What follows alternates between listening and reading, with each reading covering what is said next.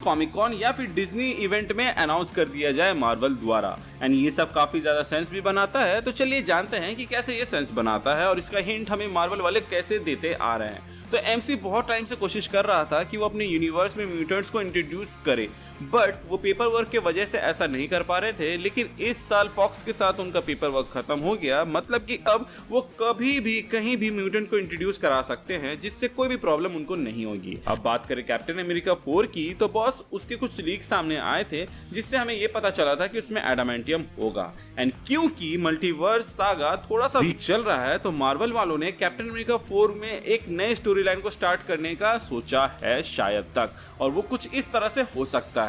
जब सर्सी ने टियामुट को जमाया तो उसने टियामुट को बर्फ में नहीं बल्कि एक स्पेशल मेटल में बदल दिया, जो कि होगा एडामेंटियम, जो कि एक बहुत ही वैल्यूएबल मेटल है वाइब्रेनियम की तरह। कॉमिक्स पढ़ने वाले जानते हैं कि ये किस तरफ जा रहा है। अब वो जो स्पेशल मेटल है जिसको सब लोग कह रहे हैं कि एडामेंटियम होगा, उसका यूज अभी तक तो किसी ने भी नहीं बताया है, पर इसी चीज के वजह से पूरी दुनिया की गवर्नमेंट उसके पीछे पड़ जाएगी, जिसकी वजह से एक रिसोर्स वॉर स्टार्ट हो जाएगा। और इन सब के बीच में अमेरिकन गवर्नमेंट भी आएगी, जिसको हैंडल कर रहा है प्रेसिडेंट रॉस। तो होगा क्या कि कैप्टन अमेरिका 4 एक पॉलिटिकल मूवी होगी, जहां सब गवर्नमेंट ट्राई करेंगे पीसफुली इस क्रिएचर या फिर कहे मटेरियल पर कब्जा करने की, बिना किसी वर्ल्ड वार के। पर बैकग्राउंड में वो कुछ ना कुछ सीक्रेट प्लानिंग कर रहे होंगे, और इसीलिए रॉस डेस्परेट है कि उसे किसी भी तरह अमेरिका को सुपर पावर बनाना है ताकि उसकी कुर्सी भी बच जाए। इसीलिए सैम से वो हेल्प मांगेगा और बोलेगा कि चुपचाप सरकारी नौकर बन जा, क्योंकि तेरे बाकी दोस्त बंधु तो बचे नहीं,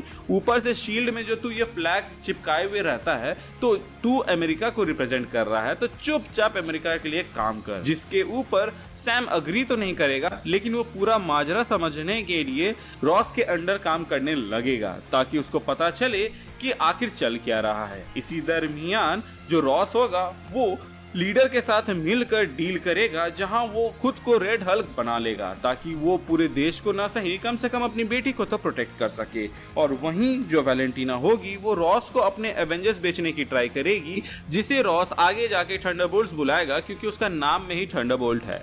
अब तुम्हें पता तो होगा ही कि अभी थंडरबोल्ट्स मूवी का टाइटल चेंज करके उसके नाम में एक एस्ट्रिक या फिर एक स्टार ऐड कर दिया गया है, और ये साइन नॉर्मली तब ऐड किया जाता है जब ये इंप्लाई किया जा रहा हो कि वो वर्ड परमानेंट नहीं है, मतलब कि ये आगे जाके चेंज हो सकता है। और यहीं आती है थ्योरी कि ये जो थंडरबोल्ट्स की टीम होगी ये आगे जाके डार्क एवेंजर्स की टीम होगी, और एवेंजर्स 5 में यही एज एवेंजर्स खुद को रिप्रेजेंट करेंगे। सैम दूसरे हीरोज के साथ मिलके ओरिजिनल एवेंजर्स की टीम बनाएगा, और ये लोग तब सामने आएंगे जब ये डार्क एवेंजर्स फेल हो जाएंगे या फिर किसी मिशन में रायता फैला देंगे। अब आते हैं एवेंजर्स वर्सेस एक्समैन के ऊपर, क्योंकि यहीं पे म्यूटेंट वाला पार्ट ज्यादा है। तो कैप्टन अमेरिका 4 में हमें एडामेंटियम दिखाया जाने वाला है, और वो भी ऐसा वैसा एडामेंटियम नहीं, बल्कि ये मेटल रेडियो एक्टिव क्रीचर्स जैसे कि हल्क के लिए डेंजरस होगा, क्योंकि ये रेडिएशन को एब्जॉर्ब कर सकेगा। तो मूवी में इसे इंट्रोड्यूस करने का सीधा सीधा मतलब है कि सैम को एक थोड़ा सा हेल्प देना, क्योंकि सैम तो सुपर सोल्जर है नहीं, इसीलिए वो रेड हल्क को नहीं हरा सकता, और रेड हल्क की ऐसी कोई वीकनेस है नहीं जो कि कैप्टन अमेरिका 4 में दिखाया जा सके।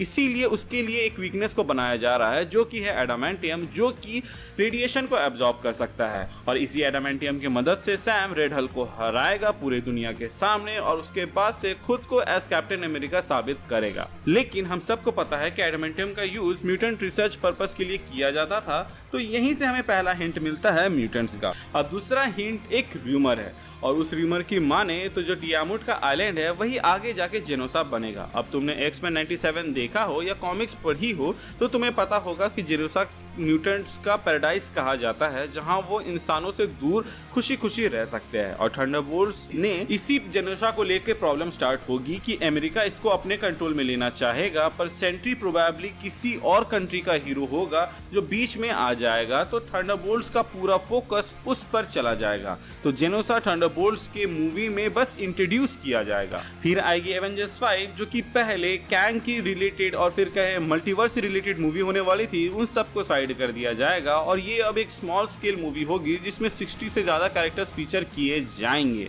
लेकिन ये अब पुरानी खबर हो चुकी है, क्योंकि अब जो रूमर आ रहा है वो ये कह रहा है कि अब ये एवेंजर्स वर्सेस एक्समैन होगी। तो ये चीज सेंस भी बनाती है, जो ब्रेव न्यू वर्ल्ड से स्टार्ट होगी और एवेंजर्स 5 में खत्म होगी, जहां अमेरिका प्यार से बात करने की जगह एवेंजर्स यानी कि अपने थंडरबोल्ट्स को भेजेगा जेनोसा पर कंट्रोल करने के लिए। पर जेनोसा के म्यूटेंट्स इजीली गिव अप नहीं करेंगे और दोनों के बीच में एक बिग स्केल फाइट होगी, जिसमें मिस मार्वल, सैम विल्सन और बाकी जो अच्छे हीरोज है वो ट्राई करेंगे इस ऑनगोइंग वॉर को रुकवाने की। तो इस तरह मूवी बनेगी एवेंजर्स वर्सेस एक्समैन की, पर एंड में अपने हीरोज म्यूटेंट्स का साथ देंगे और वो डार्क एवेंजर्स को हरा देंगे और फिर पॉलिटिकली पूरी दुनिया जेनोसा को एक्सेप्ट करेगी। पर यहीं से ये म्यूटेंट रेसिज्म को भी स्टार्ट कर देगा एमसीयू के अंदर और उसके बाद सीक्रेट वॉर्स में म्यूटेंट्स दिखाना इजी हो जाएगा, क्योंकि वो ऑलरेडी एमसीयू का पार्ट है और प्रॉपर्ली एस्टैब्लिश भी कर दिए गए हैं। इवन सीक्रेट वॉर से पहले उन पर मूवी भी आ सकती है,